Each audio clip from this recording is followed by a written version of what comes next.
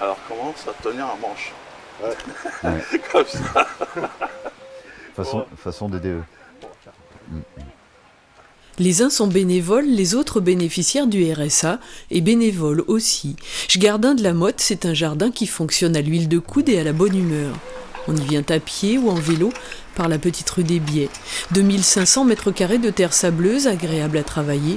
Ceux qui ont été cabossés par la vie, lourdement malmenés par le chômage ou la déprime, retrouvent au jardin le plaisir de voir naître et pousser, d'attendre ensemble une récolte, de partager les recettes de cuisine pour accommoder fruits et légumes. Pour désherber ou arroser, des tours de rôle sont organisés.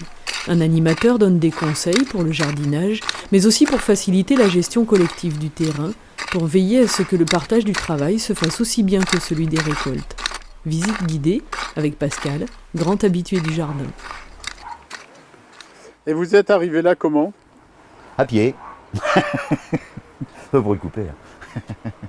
Je suis arrivé en fait par le biais du CCAS. Il me disait comme je touche le RSA, avant c'était le RMI, Revenu de Solidarité et d'Insertion. Et puis il y en a qui cherchaient pas spécialement à s'insérer, je pense. Donc maintenant c'est Revenu de Solidarité actif. Et il y a le mot actif. Donc là il faut être actif. Ouais. Mais bon, c'est pas énorme, hein, ça nous fait 2 jours et demi par semaine.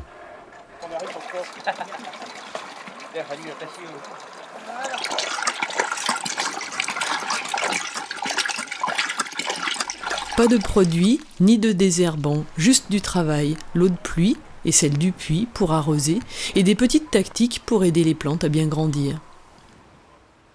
C'est des topinambours, voilà. Oui. Parce qu'en fait, c'est des trucs qu'on met qui sont relativement hauts, comme là-bas on a mis du maïs, parce que ça coupe un peu le vent, quoi.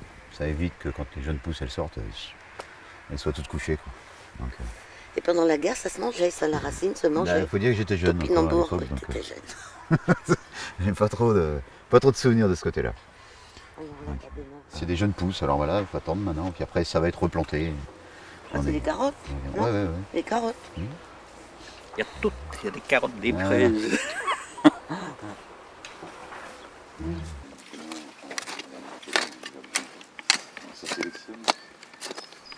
Ah, c'est Jean-Paul qui donne l'exemple.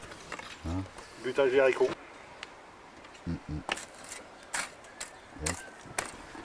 Ah, puis il faut faire comme il a dit, hein, sinon il n'est pas content. Hein. Puis, moi je fais pas le pot. Ah oui, c'est... On mange du bio, moi. On mange du bio. Ouais. Oui, ça nous occupe. On reste assis sur une chaise à rien faire. Bon, je m'en fous, moi je suis bénévole. Bon, eux ils sont RSA, moi je suis bénévole. Nombreux et motivés, les jardiniers étaient un peu à l'étroit dans leur terrain d'origine. Alors il y a 3 ans, le Centre communal d'action sociale a acheté une nouvelle parcelle pour atteindre les 2500 mètres carrés de surface cultivée. Avec toujours, au cœur du système, l'idée d'aider ceux qui en ont le plus besoin. Et ça marche. J'ai connu Fanny il y a une dizaine d'années. Elle rasait les murs.